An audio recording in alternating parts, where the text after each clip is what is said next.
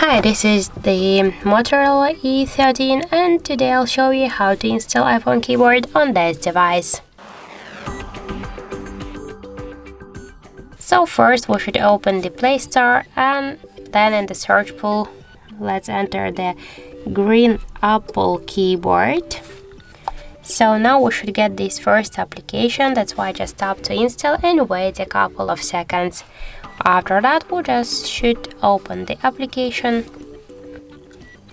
click enable in settings, near green Apple keyboard tap once on the switcher, tap twice to OK and go back. Now click to switch input methods and switch your Gboard to the green Apple keyboard. So that's finished. Let's check the new keyboard and we can see that it's so close to the iPhone 1 as all of the same models. So that's it. Thank you for watching, and if you find this video helpful, don't forget to leave a like, comment and to subscribe our channel.